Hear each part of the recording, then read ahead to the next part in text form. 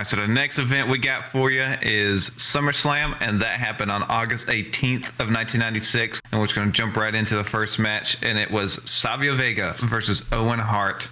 Jim Cornette is not accompanying Owen Hart to the ring because he is helping Vader for his title fight later tonight. We even see a backstage video of Cornette coaching Vader in the locker room. Also during this match, we have Clarence Mason. He makes his way to the ringside to watch the match, and he is cheering Owen Hart almost as if he wants to be his manager or something. Would Clarence Mason try to take some? He wouldn't do that. He's a fine attorney. Cornette's now out there, so somebody has to support these people, because obviously Cornette's priorities are elsewhere. Yes. But yeah, first match you said was Savio Vega and Owen Hart. There was absolutely no bill for this match that I remember. No, it was not. I'm not going to lie. I can't recall a single Savio Vega match that has wowed me. Okay, then I'll just go straight to the finish for this one. Owen Hart hits Savio Vega with his cast, and somehow referee Tim White doesn't see it. And then Owen Hart puts Savio Vega in the sharpshooter for the win. And then afterwards, Owen Hart and Clarence Mason celebrate the victory. I actually thought this match actually was one of the better matches on this card. Yeah, it was a solid opener. Yeah, I thought this was a way more entertaining match than I thought it would be, just because Savio Vega doesn't really entertain me that much. But this was a really good opener. Yeah, that's really all I can say about it. And so after the match, we have Justin Hawk Bradshaw come out, and he yells at Vince McMahon that Vega got beat like the Puerto Rican dog that he is, and he's going to send Vega back to the island he lives in. And so then he attacks Savio Vega from behind. And my only thought on that is I didn't think we would waste a start of a feud like of this caliber on SummerSlam.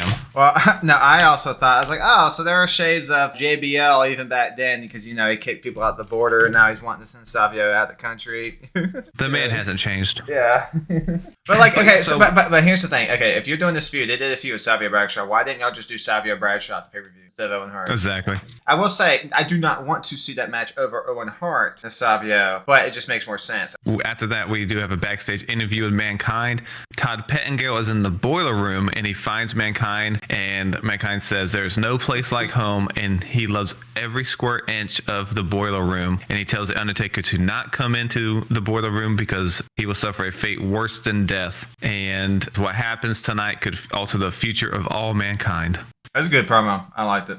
Oh, yeah, Mankind, I mean, he doesn't miss at this point with his promo. Yeah, I was say I can't recall a bad Mankind promo. But, all right, so we will go to our second match of the night, and this is essentially get all the tag teams on the card match. We have the New Rockers versus the Body Donnas versus the Godwins versus the Smoking Guns. And it's legit probably the whole tag division at this point. Skip comes out with a neck brace on, and JR says he hurt his neck on Friday in a match against the Smoking Guns, and I think he did legitimately have a neck injury, because I don't know if he got into this match. I think he did have a legitimate injury. Because Skip and Zip were the first team eliminated, and it was Zip that was eliminated. Yeah. So, obviously, we got a spot at one point where both of the Smoking Guns get tagged in. I hate when they do that spot. Kind of annoying. Yeah, it led to nothing. Yeah, it led to nothing, because they like immediately tag out. Yeah, Billy Gunn tags Zip in, making the whole spot completely pointless. Anyway, first elimination, Body Donnas, they're gone. Yep, so the remaining tag teams get into the ring, and the Godwins kind of clean house. Henry Godwin hits the slop drop on Marty Jannetty to eliminate the New Rockers, and then Phineas gets the slop drop on Billy Gunn. But Sonny and Hillbilly Jim are having problems outside of the ring. Hillbilly Jim is trying to throw slop on Sonny, and then Bart Gunn hits the back of Phineas's head, and Billy Gunn covers him for the win. Woo! Yeah, the ending of this match was kind of chaotic, or the match structure was kind of chaotic, but it's kind of hard to care about it, as we've been saying, because the tag team division is so weak, arguably weakest of all time. It is what it is. Not anything that you're going to want to watch again. No. All right, well, after the Smoking Guns retain the tag titles, we do have Sonny coming out. She grabs a mic, says like the Guns will remain tag champs for a while, and then unveils like a super big picture of her. We should mention that she does roast some people in the crowd. She tells the women in the crowd that the Smoking Guns are what a man is supposed to be, and she tells the men to look at the women next to you and look at all the cellulite and how out of shape they are. Oh yeah, I forgot about that. I didn't write that. I don't know why I didn't write that down. So then she unveils her generous gifts to the crowd. All right, and then that leads us into a backstage interview with Psycho Sid. Sid says he is back because the people were screaming for him and they wanted him back, and now he is here and he is here to stay. And he says tonight he has a chance to take one more step closer to the top.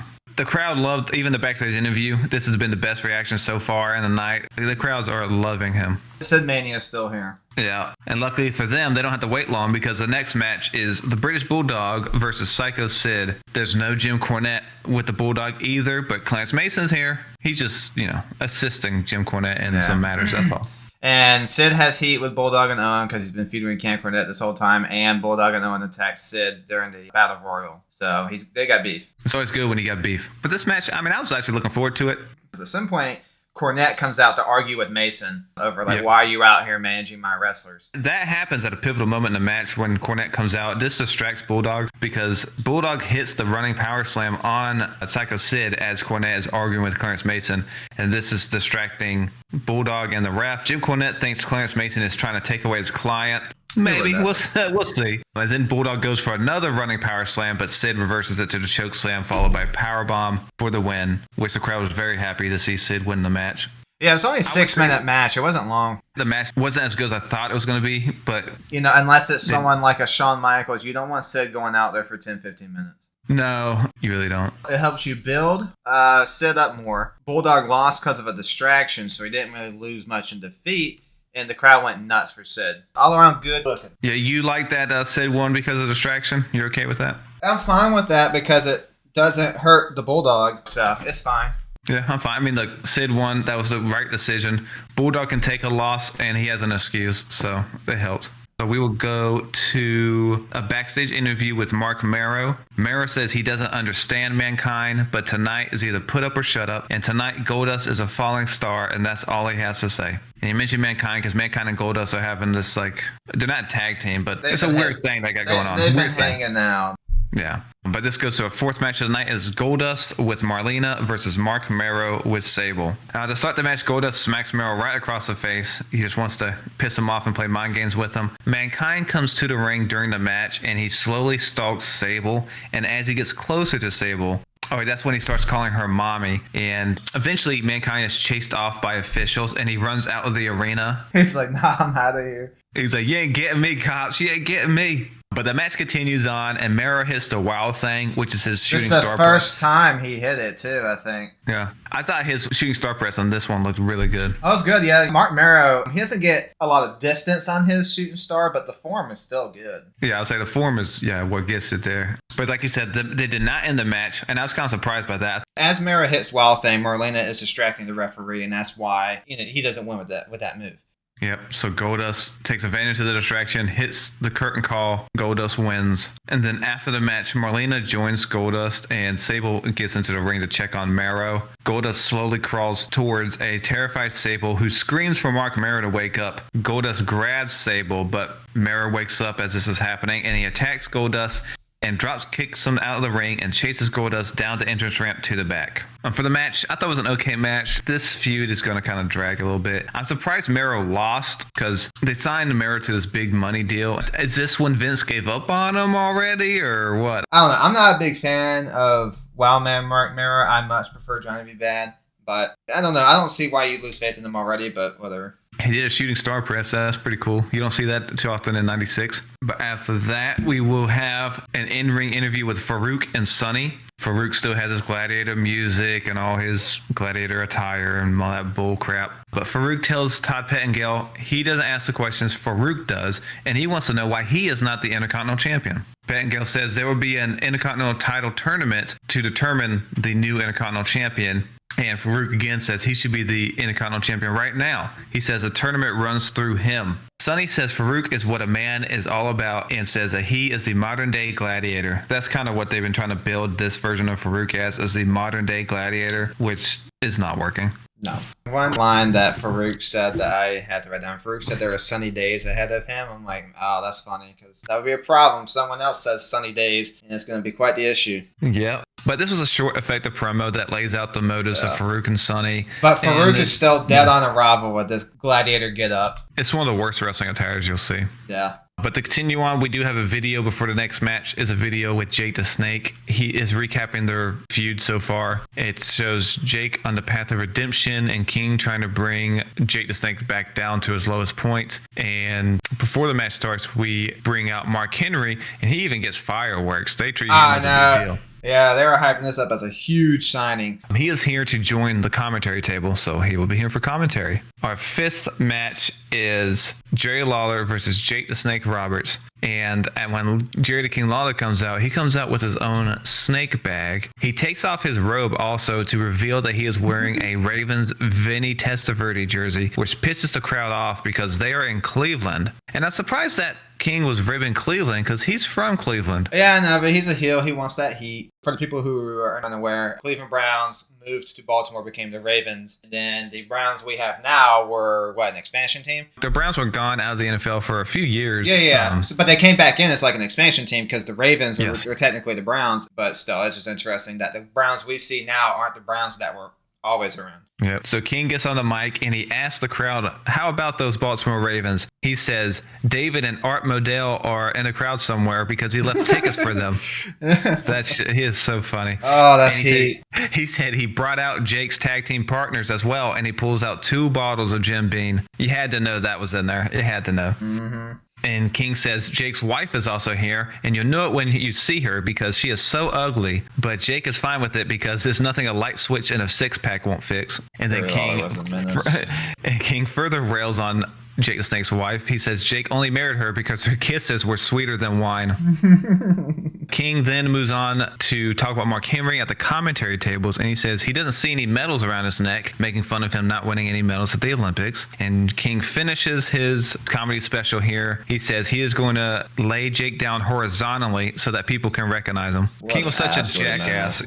He is such a jackass, and I loved it. But then Jake the Snake comes out to the ring, and King isn't done with the showing Jake the Snake was in the bag because he actually has something else in there too. He pulls out a gigantic bottle of champagne. Jake the Snake does not want Jerry the King's gift, so he brings out Revelations, and of course King is scared of it, but he wraps it around King, and King kind of freaks out and runs out of the ring. That was a gigantic bottle of champagne. Yeah, that's a celebratory bottle. So the match starts, they brawl. At one point, they go to the outside, and King grabs a fan's drink, and he throws it right in Jake's face. Then King then goes to grab the bottle of Jim Beam that he had, and he goes to hit Jake with it, but Jake kicks King, and then he drops the bottle. Jake goes for the DDT, but Jerry the King Lawler grabs the ref, and then he grabs the Jim Beam bottle and hits Jake with it in the throat and pins him for the win. I really thought Jake would win the match, but and the crowd wasn't happy that King won. King gets on the mic afterwards saying he didn't do anything. He says Jake's problem with his throat is that it's dry and he needs a drink. So he walks over to Jake and pours the alcohol all over his face.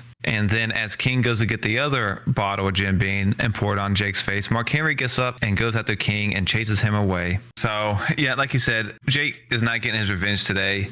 And some people I've read have really bad thoughts on this match just because they don't like that it's kind of making fun of alcoholism. And I don't know. It's a wrestling thing. It's not that serious, I don't think. Apparently, they were supposed to use fake booze for it, but Lawler used real whiskey, and it pissed Jake the Snake off. Oh, really? I was wondering if it was fake or not. Yeah, and I would agree. If you were a recovering alcoholic, you don't want someone to pour whiskey on you. That's just, So I can understand. He poured the whole damn bottle. Yeah, I can understand why Jake the Snake was nonplussed about it. Yeah, well, he's wasting alcohol, that's why. Yeah, okay, Lawler. But yeah, this was the weakest match so far tonight. But then after that, we get a video package for the Boiler Room Brawl. And I only say that just to mention this, that WWE's video packages are so much better from the Attitude Era on than this, because I didn't think it was very good. But it leads us to our sixth match of the night. It is The Undertaker with Paul Bearer versus Mankind in the Boiler Room Brawl. This, of course, is one of the main events of the night. Really, this is a 2-show card, if you want to be honest. Yeah. But the rules of this match are that Paul Bearer is in the ring. The winner is the person who goes to him and grabs the urn. Kind of weird rules. Yeah, so we're a stipulation. So we start, of course, in the boiler room, and I'm not going to go blow by blow because it's just more of a brawl at this point. But there's one point where Mankind goes up on a ladder, and Undertaker kind of gets him off the ladder. So Mankind gets thrown into like this box of cardboard. Yeah, that was interesting. Yeah, I'm like, that could have gone really wrong when they did it. The ladder catching the pipe caused Mankind to fall a little bit short of where he was supposed to, and I looked that up, and I want to say Mick Foley said he damaged his sciatic nerve in that fall. This is long match, too. Long match. Yeah, do you have the time on it? 26 minutes, 40 seconds. 26 minutes. Almost half hour. One other weird thing is that while the fight is happening backstage, now remember, WWF does not have the big Titantrons that they will have soon. So they literally have CRT TVs, 4 or 5 of them around the ring to show people. But my thought when I saw this, like, how the hell is anybody that is like an actual bleachers, like, how the hell are they seeing this? Oh, I know. They're probably pissed. But then they take it to the hallway. And then some other wrestlers are in the background watching the melee, as Vince McMahon likes to call it. Mankind hits Taker with some carts, and then he throws hot coffee on him. And then that's a waste of coffee. Yeah, it's a waste of coffee. And imagine if it's like a good dark roast, too. But anyway, so after that, they finally start getting to the arena. Now the fans don't have to watch it on the TV. Mankind gets to the arena first, and then he waits for Undertaker to come out. They fight, and then they actually knock over one of the TVs. And I'm like, man, now as a CRTV owner, anytime you see a CRTV get damaged, it hurts. It's hard to find a good one these days. Hard to find a good one. After they knock over the TV, Mankind pulls up the mat to the concrete and then does his pulling pile driver. I effing love Mankind's pulling pile driver. Yes, I would stack his pile driver up against anybody's. Yeah. Taker enters the ring and reaches for the urn, but Paul Bearer turns around and like refuses to give it away. Kind of like, like he does like that a little bit. No, this is my urn. And then Mankind puts the mandible claw on the Undertaker. Well, Paul Bearer also does hand Mankind the urn. He is officially the winner of the match. And then confused Undertaker crawls towards Paul Bearer, and then he gets smacked on the head with the urn by Paul Bearer. Undertaker's out, and we do hear Undertaker's music hit after the match, and then Druids come out, and they carry the Undertaker out. So as normal, when this happens to the Undertaker, which it happens, this seems to be at least once a year, this means a new gimmick or a new version of the Undertaker is coming. Both Mankind and Undertaker were hurt in this match. Undertaker claims he almost lost his arm after this match because he cut his arm or something. It got infected, and he claims he nearly lost it because he cuts his elbow. I mean, I can believe it. That boiler room was dirty. Exactly, so I can believe. I want to say it was a staph infection. And that wrestling mat is also filthy. But what were your thoughts on the boiler room brawl? It was good, but it was too long. You could have cut 10 minutes off, and it would have been fine. Yeah, it's longer than it should have been. This is my least favorite of the pay-per-view matches of theirs of this time. It was refreshing, though, to see the heel turn from Bearer, because this gives The Undertaker something new to do. So now he's going to be alone. He's going to be a solo babyface act, and he does pretty well with that. Yeah. So it's kind of cool to see. But yeah, so some people may like it, but more than me. I'm totally aware of that, but not as iconic to me. I liked it more. All right, fine. We'll go into the backstage interview before the main event, and is with Jim Cornette and Vader. And it's short and sweet. Cornette says Vader proved that he could beat Shawn Michaels, and tonight he will beat him when it counts. So the main event is Vader with Jim Cornette versus Shawn Michaels with Jose Lothario for the WWF title. On Shawn Michaels' entrance, a girl actually jumps the barricade and gets a smooch on Shawn Michaels. That wouldn't fly if that was a man jumping the barricade. I'll just point that out. No, not at all. We definitely got a pro Shawn Michaels crowd here. The crowds are not turning on Shawn yet. Shawn Michaels starts the match off aggressively. He actually dominates Vader early on. He hits a Hurricane Rana on Vader. That was really impressive. I was not expecting a Hurricane Rana on Vader. Yeah. Vader's not the most nimble at this time. Oh, yeah, we get the infamous moment where, because first what happens is Shawn goes to do a move off the top rope, and he just kind of jumps down. He jumps down, yeah. I think he maybe tried to tell Vader to remember the spot. Yeah, what was supposed to happen on that one is Shawn was supposed to do an elbow drop, but Vader was supposed to get out of the way. And so when he jumps down, this is when he walks over to Vader, shouts at him, and then stomps on him. And this is the moment where Vader's push in WWF died, probably. Either way, Shawn Michaels is pissed off at Vader. Because this is how comfortable he was with knowing that his position was not going to change no matter what he did. Because I would not want to pick a fight with Vader. No. But yeah, Shawn's like, what are you going to do? I'm fucking Shawn Michaels at this point. They go outside, and then you can tell Shawn's mad because he shoves the cameraman too. And he's a face. Yep. Like, I'm like, oh, he's pissed because he wouldn't do that because he's supposed to be a face. Yeah, he is not in a good mood. This is kind of similar to Randy Orton's stupid, the Kofi Kingston. Yeah. So Vader grabs Shawn. They're both outside. So Vader grabs Shawn and then press slams him onto the railing. And then Shawn Michaels gets counted out.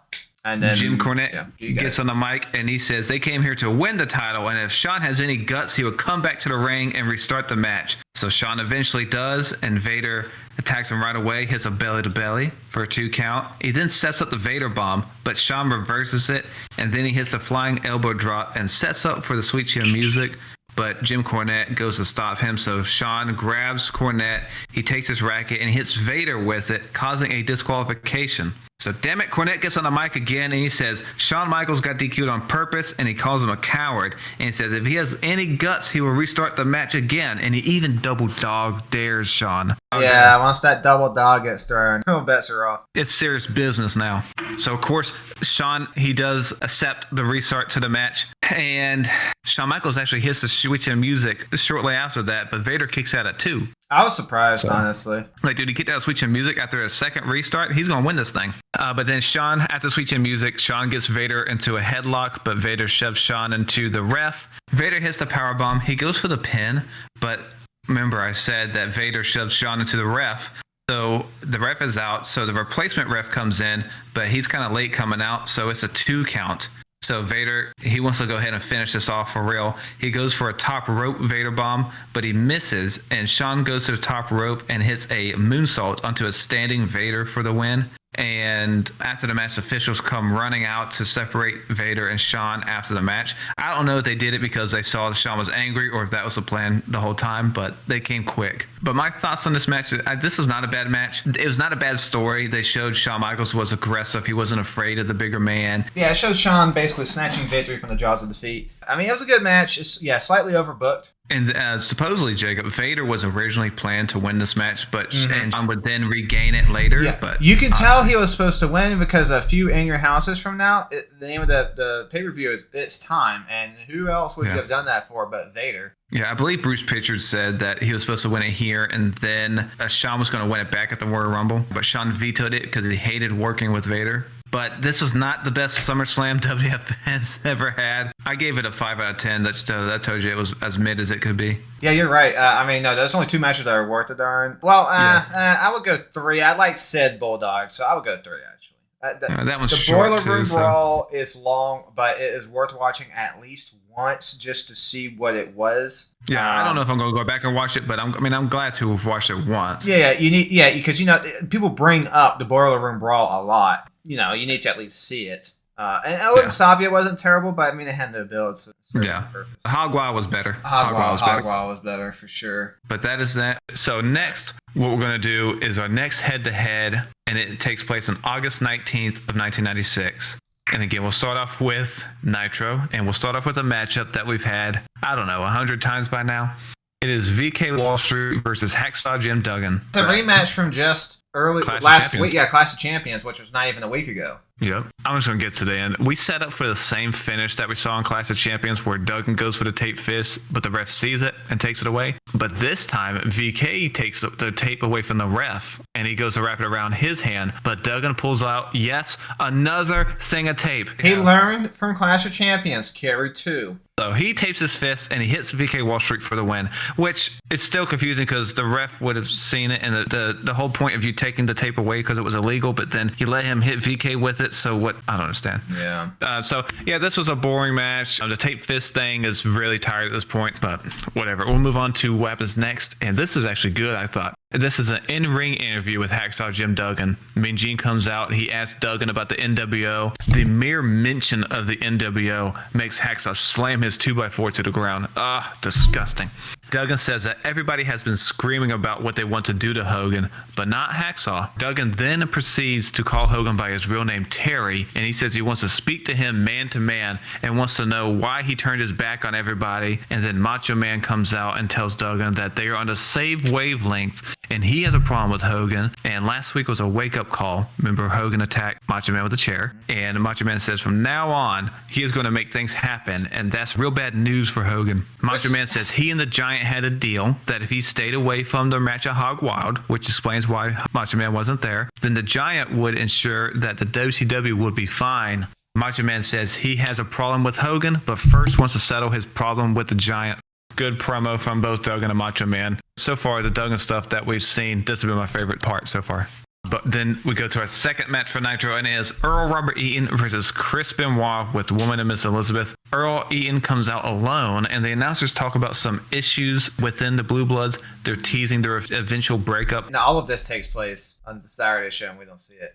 I mean, they won't really do anything with them. They don't do anything with them after either. Rest in peace, Bobby Eaton. You had the beautiful diving ledge drop. Yep. And your punches were great. But we're not going to bore you with this match. Chris Benoit wins with a diving headbutt. Chris Benoit's getting over with the crowd. It's a short match that Benoit mostly dominated, but like you shouldn't say short match because every Nitro match is going to be short. True. 4 minutes. But yeah, that's really nothing. Storyline development takes place with this. But we then go into a backstage interview with Sting and Lex Luger. Hold on. We didn't. Week 17, I think, Glacier count. And we're still like a month away. He doesn't even debut on the main show. He debuts on like Power or one of the Saturday or Sunday shows. We're not going to count that. We'll see if we hit 20. We'll see. But we do have a backstage interview with Sting and Lex Luger. Luger says they have a surprise in store and they're going to go against the Horsemen in a different way and they have a plan. Sting says he is living life with a totally different attitude. And he says life in the WCW has never been a cakewalk, but he says that we will see what the surprise is tonight. But yeah, we'll have to wait to see what the surprise is.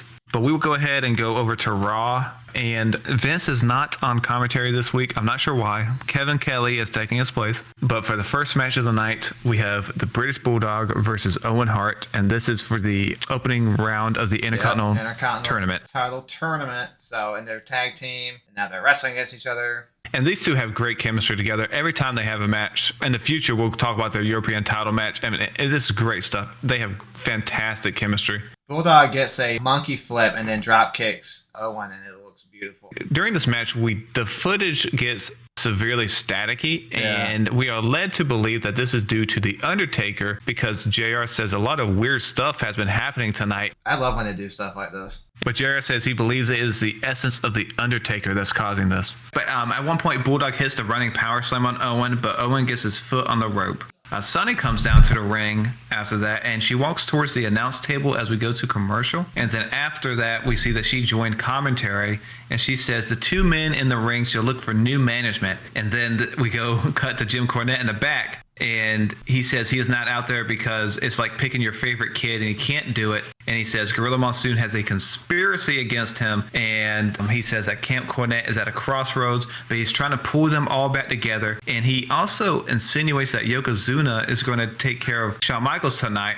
Why the hell is Yokozuna back with Jim Cornette? Yeah, I know. Yeah, that was interesting. Spoiler alert, I believe this is the last time Yokozuna is on WWF television. This is his last match before Survivor Series. This is his last Raw appearance. Okay. We'll go back to the match, and at one point we see Owen Hart taking off the turnbuckle pad, and Bulldog comes to hit a high knee to Owen Hart's back, but of course Owen Hart dodges it, and Bulldog hits the turnbuckle knee first. This allows Owen Hart to get the sharpshooter on Bulldog, but Bulldog is able to get to the rope. Did you hear JR call the sharpshooter Scorpion Deathlock? Scorpion Deathlock!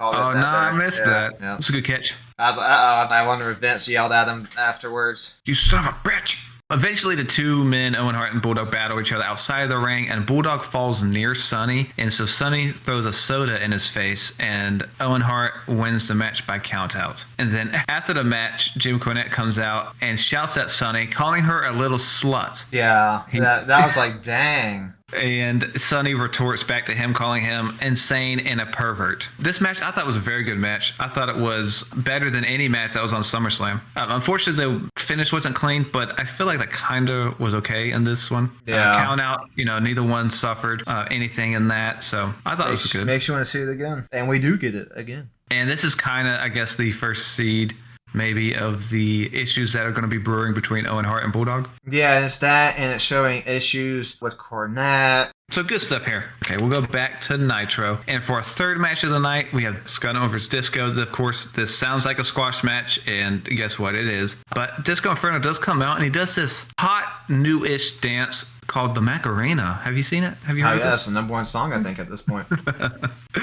Norton isn't a fan of this dancing, and he makes quick work of Disco Inferno, and he wins the match with a shoulder breaker followed by an arm bar for the win. He's trying to get over this arm bar because he just beat Ice Train with it Which I don't get, because I'm like, you have a good power bomb. Why don't you want that to be your finish? Yeah, and I gotta be honest, his arm bar doesn't look that great. Honestly, it's tough to make that kind of armbar look good as a finish. Yeah, especially in wrestling because you're not supposed to be hurting them. And an armbar in real life, for it to look good, you're hurting that arm. Yeah, you're going to have to crank on it. But yeah, short squash match just made Scott Norton look powerful. This leads into a backstage interview with Teddy Long and Ice Train. Teddy says he was not at Hog Wild because he was chokeslammed by the Giant, but he says he saw the match And he says Norton didn't beat Ice Train. It was the ref who made the call, and the referee was Nick Patrick. And Teddy says he has a funny feeling about him. And then Ice Train calls Scott Norton a coward and tells him he's going to have to get face to face with him at some point. And I thought Ice Train was good here. He showed a bit more fire.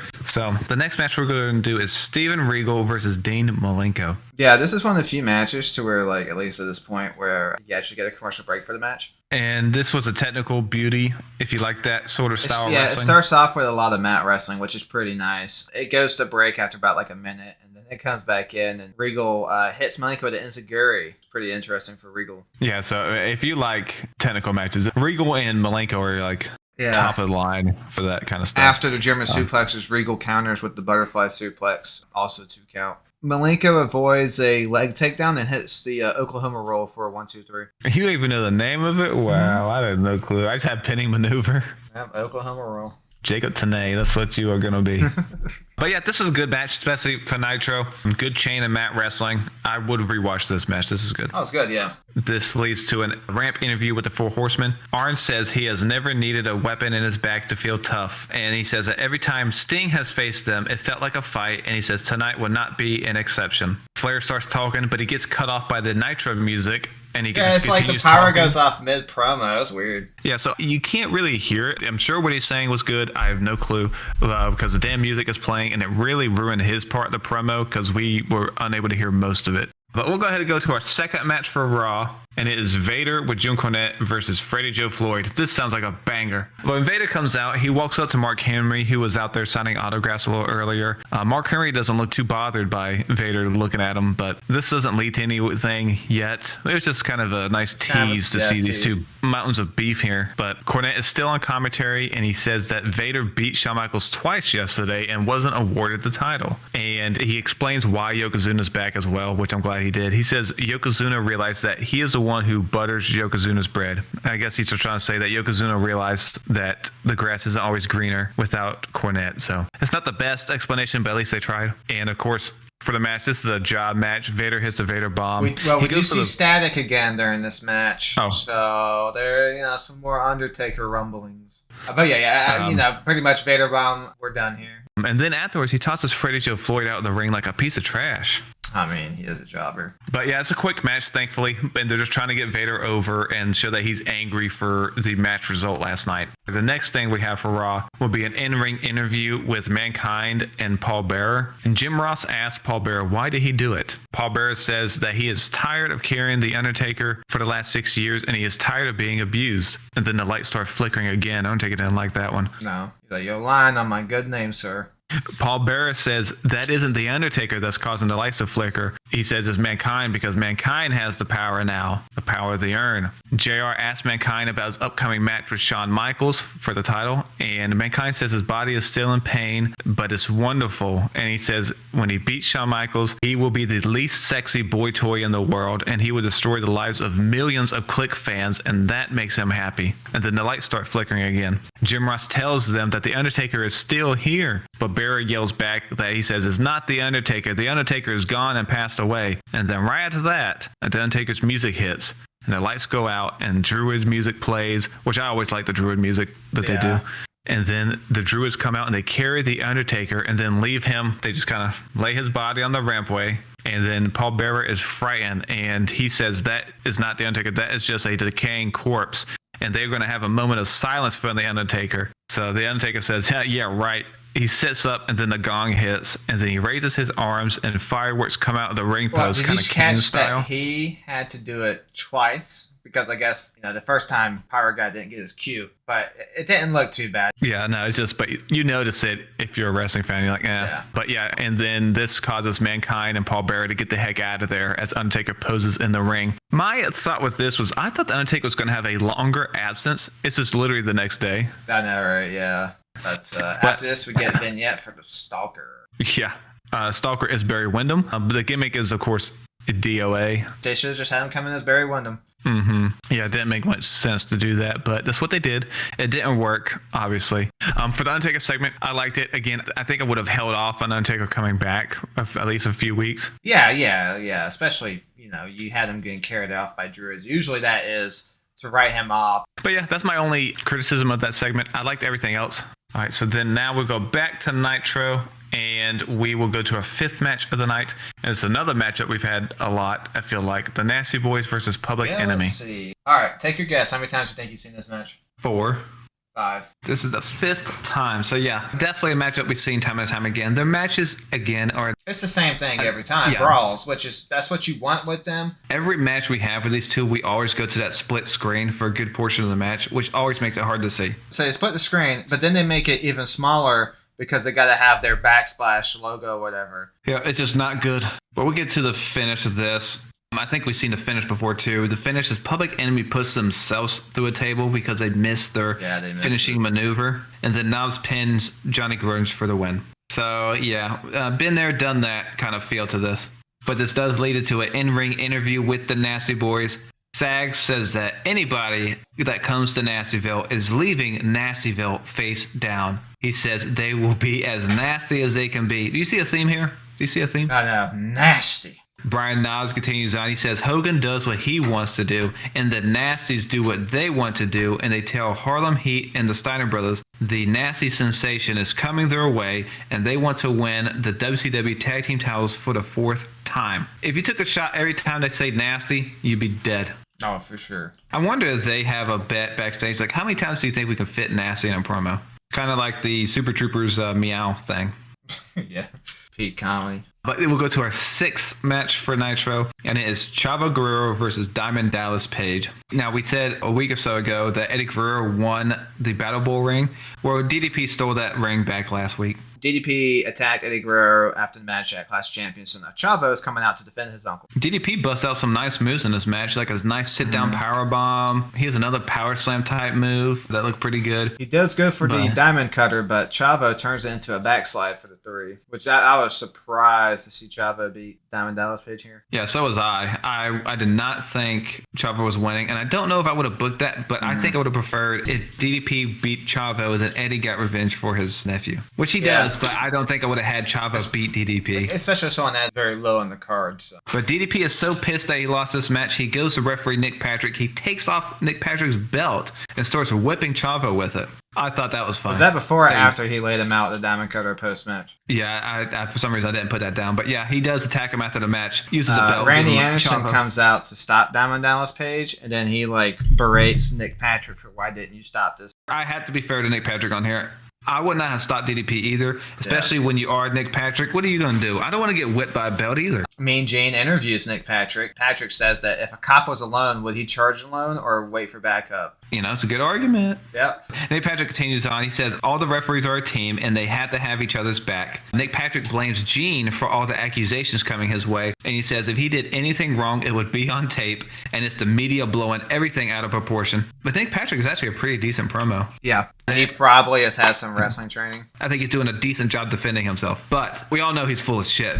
That's that with Nick Patrick. Let's go back to Raw. And before our 3rd match, we do have a pre-recorded Stone Cold promo. He says it ain't gonna be like last time, and I don't think death should be sudden, but tonight it will be, and that's the bottom line. He's just talking about his match coming up. It's a #1 contender match for the WWF title. It's a second chance battle royal. The last 4 guys that were not Ahmed Johnson. Because Ahmed got hurt. Yeah, it's just kind of weird for them to announce this #1 contender match when they've already announced Mankind for Shawn Michaels. It's 4 people, and it's a battle royal. And it is between Savio Vega, Goldust, and of course Stone Cold, and then Psycho Sid. But for this match, every man goes after Sid, and Sid gets eliminated first. Which is smart. And I was very surprised. I thought Sid was going to win this match. Sid, I think, gets eliminated, choke slams every competitor in the match, so we kind of then start from the same level playing field after that. At one point in the match, Stone Cold clotheslines the mess out of Goldust. I had to get a clip of that. That was a great clothesline. But then Savio Vega eliminates Stone Cold, and then Stone Cold comes back into the ring and hits Savio Vega from behind, and this allows Goldust to eliminate Savio to win the match and the #1 contendership. This match will be fought on next Friday's episode of Raw. Actually, 2 weeks from now. Raw's taking a 2-week break. It will be on September 6th. So this is before the Mankind match, so that already automatically tells you this person's not winning the match. Yeah, that's kind of odd. So we'll go to our next match for Nitro, and it is the American Males versus Harlem Heat with Sister Sherry and Colonel Robert Parker. Before we get into the match, I do want to make mention of a recent development with Buff Bagwell and Scotty Riggs in real life. I'm very happy for them. They just had a very powerful moment. And if anyone follows the DDP yoga stuff, he recently helped both Buff Bagwell and Scotty Riggs recover from certain issues they've had. And Scotty Riggs was even talking about maybe not being here in this living world anymore. So I'm very happy that things are looking better for both of them. So good on you, DDP. Both of them are doing well. So I just, want to give them that shout out. I'm very happy for them. Back to the match. When the American males come out, you can tell once again that this tag team does not have a long shelf life because the crowd is booing them like crazy. They just need to split up, and they will soon. But you can tell here that it's happening. So there's a hot tag to Buff, and Buff scoops to both Stevie Ray and Booker T, and he does that taunt at the end. Oh, sorry, Jake. We keep calling him Buff. He's still Marcus Bagwell, so we do have to. Excuse me. But another moment in this match I liked is Booker T hits the Harlem sidekick. Really, I'm telling you, in WCW, he hits it so clean sometimes. Yeah.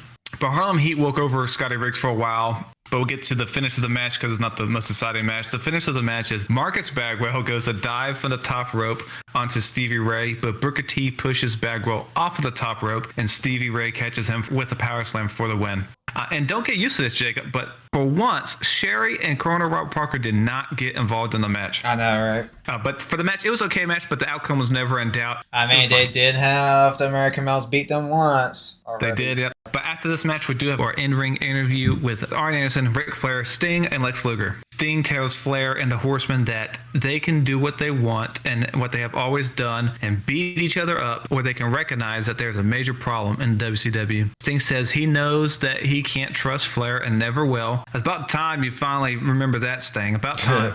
But Sting continues on. He says that he also knows that all of the Horsemen's blood is WCW. And Sting mentions in 30 days, War Games is happening. And he says, no disrespect to Mongo and Chris Benoit, but Sting and Luger want to join Ric Flair and Arn Anderson versus NWO at War Games. Arn Anderson mulls it over. He says he doesn't like Sting and Luger, but he does want Luger to bring his strength to War Games. Luger asks Flair and Arn Anderson if they ever left the ring thinking Sting and himself ever gave less than 100%. And Arn does tell Sting that for one night, he's going to have to take the little stingers out of it because this is a man's game. This is War Games. Can't be thinking about the kids. Gotta get dirty. Arn does say that for War Games, you have to dig down into a man's soul and you have to make him quit. And he tells the outsiders they're going to have to kill him to win, and he wants the same from Sting and Lex Luger. Flair says if Mongo and Benoit agree to step aside, then Sting and Luger can join them, but the choice goes to Mongo and Benoit.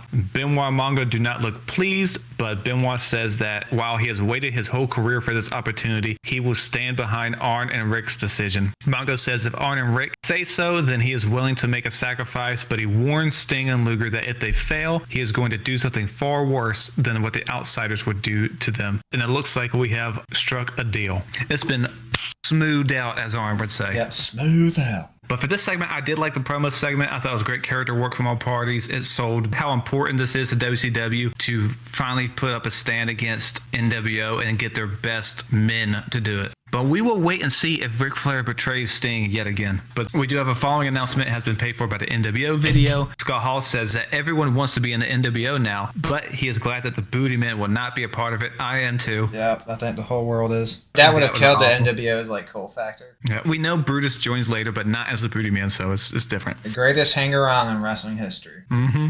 Scott Hall then asked Kevin Nash, how is the Booty Babe doing? Hey, you keep your hands off of her, Nash. The Booty Babe.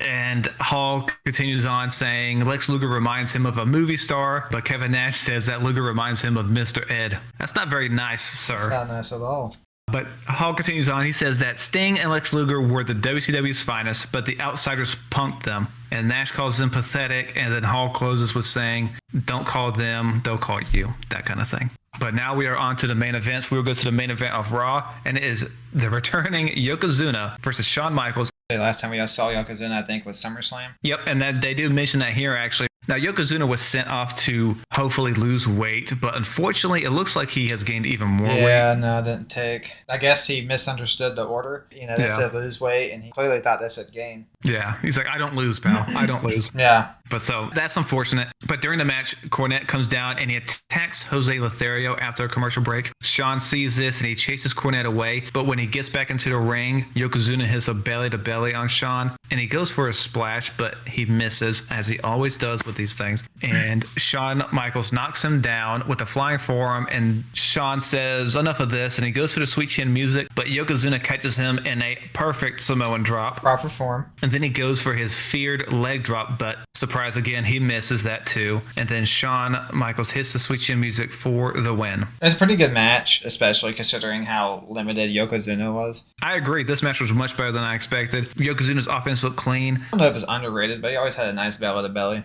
Yes, he does. And he has that, I don't know what they called it back then, a Uranagi type move. He had a good one of those. But that is Raw. I would say this is an average Raw, but it's better than the Raws we have been getting lately. I like the Owen versus Bulldog match. There's story development with Paul Bearer, Mankind, Undertaker. And the main event wasn't bad, so. Definitely better than what we've been used to. Yep, the only thing I didn't like was really the Battle Royal that preceded this. But they were kind of forced in a bad spot there with the Ahmed Johnson injury, so I can't be too harsh. But now we will go ahead and go to the main event for Nitro, and it is the Giant with Jimmy Hart versus Macho Man. During the Giant's entrance, Macho Man comes out and he hits the Giant a bunch of times with a chair, and he hits him like all the way to the ring. The Giant shakes it off and he starts to beat down the Macho Man. The Giant goes for the choke slam, but Macho Man kicks the Giant in the midsection, and Jimmy Hart panics and he tries to hit Macho Man with a chair, but Macho Man throws Jimmy Hart out of the ring. Macho Man then grabs the chair, and this is when other members of the Dungeon of Doom start coming in, and Macho Man books it out of there. He doesn't want to. Yeah, he dips. He is out. Which is smart. Giant hops up and Giant's pissed. And that's it for the main event. We didn't actually get a match. The match ends pretty much no contest. Yeah. When I watched it, I thought it was a bullshit main event because remember Macho Man said he had wanted to get even with Giant because Giant failed at Hog Wild. Mm-hmm. How is this getting even? How is this working out? I didn't like it. Didn't get even, so yeah. So he took a count out and whatever. So that didn't make sense for me. But overall for Nitro, this was not a good show overall to me. But it did have some good promo segments which I liked. And I don't know if we saw any of the NWO members live today. I don't think so. But with that said, I still picked WCW. I actually picked Raw overall. Wow. Yep, sure did. About time we changed. I know, right? I think this is the 10th week of the streak. Nitro 3.5 to 2.9. All right. Closer than it was been, right? It was Nitro 3.3 to 2. So, yeah, they got destroyed the week before. Good job, WWF. We did say it was a better show, and the people agreed.